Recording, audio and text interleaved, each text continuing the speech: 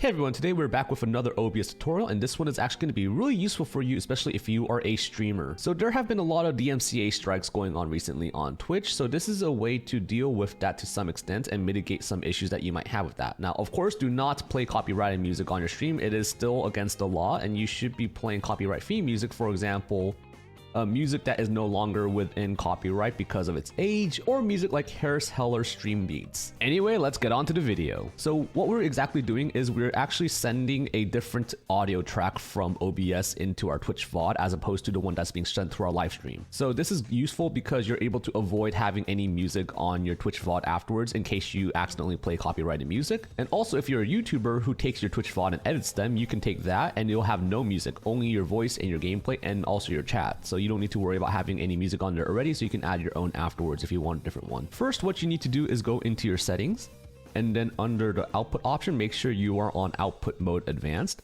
To click on the streaming tab, and then here you'll have an option called Twitch VOD track. So over here, make sure to check mark Twitch VOD track, and then select which audio track that's being sent out of OBS you want to go to your Twitch VOD, and for your audio track, click on the one that you want to be sent to your live stream. So I have mine to set as 5 for my live stream audio track and 6 for my Twitch VOD track because I'm using 1 through 4 for other things. Speaking of which, I actually do have a tutorial on what I'm using the 1 through 4 on, which is actually really cool, especially if you're recording straight out of OBS for YouTube. So check that out, link down in the description below or in the info card above. So once you have that set up, click on the cogwheel over here, go to advanced audio properties, and here you'll have all your audio sources as well as this section right here called tracks. And under here, you want to select which ones you want to go into your live stream audio and which one you want to be saved in the archived VOD. So since I have this last track 6 set to my VOD, I'm only going to select my Discord chat, my line in, which is my game, and my microphone.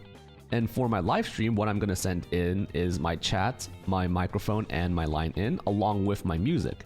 That way, what my live stream is hearing is the music, but anyone who's listening to the VOD will not hear any music at all. So any live stream that had any copyrighted music in it at any point won't have that music saved in the VOD, so it'll protect you from any copyright issues in case it was an accident. And like I said earlier, do not play copyrighted music on your stream because you can still be striked while you're in the middle of a live stream. Anyway, I hope that was useful. Comment down below what other OBS tricks you want me to teach you, and if you enjoyed the video, make sure to hit that like button and subscribe for more content in the future. That's it for the video. I'll see you all next time.